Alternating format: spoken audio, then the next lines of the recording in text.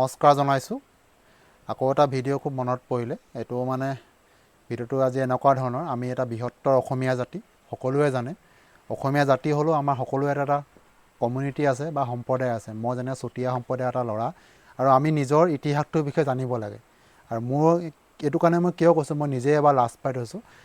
আমি ট্ৰেইনিং কৰিবলৈ গৈছোঁ কিছুদিনৰ আগতে ৰাজস্থানত। আমাৰ বড়োলেণ্ডৰ ল'ৰা এটাই ইমান ধুনীয়াকৈ তাৰ নিজৰ ইতিহাসটোৰ বিষয়ে কৈছে, আৰু মোৰ নিজৰ চুতীয়াখিনিৰ বিষয়ে কৈছে। মই তাক মানিছোঁ দেই। সি কৈছে যে নিজৰ ইতিহাসটোৰ বিষয়ে কমচে কমটো জানিব লাগে।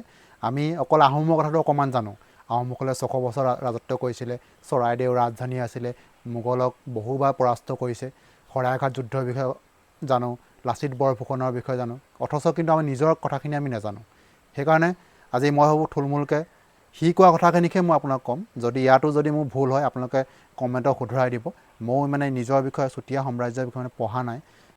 আমাৰ চুতীয়া সাম্ৰাজ্যখন 1187 পৰা 1524 চনলৈকে ৰাজত্ব কৰিছিলে। গোটেই অসমত নহয়, আমাৰ উত্তৰ পূব অসম আৰু অৰুণাচলৰ কিছু অংশ, এইফালে ধৰি লওক বিশ্বনাথ চাৰিলে কিছু কিছু অংশত আমাৰ চুতীয়া সাম্ৰাজ্যখন 1187 বা কিছুমানে 89 বুলি কয়। মই 1189 বুলিয়ে কৈছোঁ, সি যেনেকৈ কৈছিলে।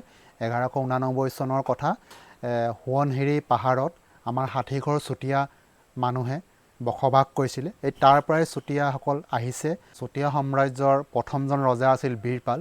আৰু আমি কিন্তু বীৰপালক চিনি নাপাওঁ, কিন্তু আমি আৰু জানো যে সতী সাধনীক আমি দেখোঁ কাষত এটা মেকুৰী লৈ থাকে। আমাক কিছুমানে কয় তহঁতি মেকুৰী বহুত ভাল পাওঁ, কিন্তু সেইটো নহয়। মানে আমাৰ সেইবিলাক চিহ্নস্বৰূপে আছিলে। যেনে বীৰপাল যেতিয়া ৰাতি শুই আছিল, ৰাতি সপোনত তেওঁ ধন কৌৰৱক দেখিলে। ধন কৌৰৱে কোৱাৰ দৰে এজোপা বৰগছৰ তলত তেওঁ ৰাতিপুৱা গৈছিল। তাত এখন তৰোৱাল পাইছিল, এখন ঢাল পাইছিল, আৰু এটা সোণৰ মেকুৰী পাইছিল। আৰু সেইখিনিয়ে আমাৰ চুতীয়া সাম্ৰাজ্যৰ চিহ্নস্বৰূপে পৰিচিত হৈছিল, আৰু সেইখিনিয়ে আমাৰ আছিল। আৰু তাৰ পৰাই আহিছে এই সোণৰ মেকুৰীটো, যিটো সতী সাধনীয়ে লৈ থাকে। তেওঁৰ কাহিনী আছে।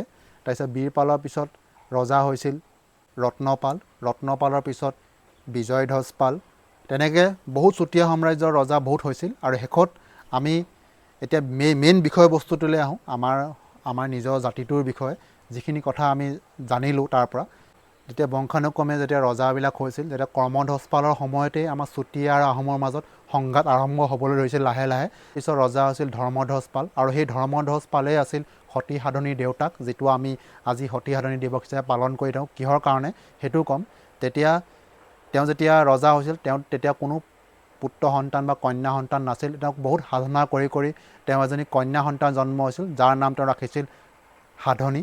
সতী সাধনী নামেৰে তেওঁ পৰিচিত হৈছিল। আৰু তেওঁকেই ৰজা, যাক তেওঁ বিয়া দিছিল, তেওঁ নীতিপাল। সেইজনেই আছিল চুতীয়া বংশৰ শেষৰজন ৰজা। এই নীতিপালৰ সময়তে যেতিয়া আহোমৰ মাজত সংঘাতটো আগৰ পৰা চলি আহিছিল, আৰু তেতিয়া খুব সংঘাত হৈছিল, আৰু নীতিপাল আৰু তেওঁৰ পুত্ৰক আহোমে মৃত্যুদণ্ড দিছিল বা বধ কৰিছিল। আৰু তাৰপিছত তেওঁ সেই সতী সাধনীয়ে আহোমৰ লগত যুদ্ধ কৰিবলৈ ধৰিলে। তেওঁ আৰু মহিলা সৈন্যসকলক লৈ তেওঁ চুতীয়া সাম্ৰাজ্যখন তেওঁ বচাবলৈ বহুত কষ্ট কৰিলেও আহোমৰ লগত কেতিয়াও তেওঁ যুঁজিব নোৱাৰিছিলে। আৰু শেষত তেওঁ নিজক আত্মসমৰ্পণ নকৰি চন্দনগিৰি পাহাৰৰ পৰা তেওঁ আত্মহত্যা কৰিলে। নিজকে নিজে শেষ কৰি দিলে। ত্যাগ আৰু বীৰত্বৰ কথা আমি আজি অসমে সোঁৱৰে, আৰু সেই হেতুকে তেওঁ 21 এপ্ৰিলৰ দিনটো আমি সতী সাধনী দিৱস হিচাপে আমি পালন কৰোঁ। আৰু আমাৰ চুতীয়া সাম্ৰাজ্যৰ শাসনকালত 3খন ৰাজধানী আছিলে। প্ৰথমে স্বৰ্ণগিৰি, তাৰপিছত ৰতনপুৰ, আৰু শেষৰখন ৰাজধানী আছিলে শদিয়া। এয়াই আছিল আমাৰ চুতীয়া সাম্ৰাজ্যৰ বিষয়ে। আৰু নিজৰ জাতিটোৰ বিষয়ে সকলোৱে জানিব লাগে।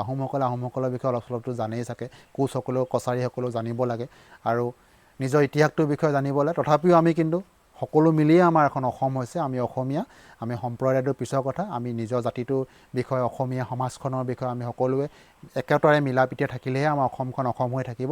সেইকাৰণে আমি কেতিয়াও আকৌ পুনৰবাৰ কওঁ, আমাৰ এতিয়া নিজৰ কথাখিনিলৈ আহোঁ। আমাৰ জুবিন দাই আমাৰ জাষ্টিছ পোৱা নাই। জুবিন দাই জাষ্টিছ পাব লাগে, তেওঁ ন্যায় পাওক।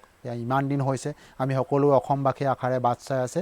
আৰু শেষত সকলোৱে আমি অসমীয়া হিচাপে আমি কেতিয়াও বহিৰাগতক আমি আদৰি ল'ব নালাগে। আমি বিদেশীক কেতিয়াও ভাল নাপাওঁ, আমি স্বদেশীক ভাল পাওঁ, নিজৰ মানুহখিনিক ভাল পাওঁ।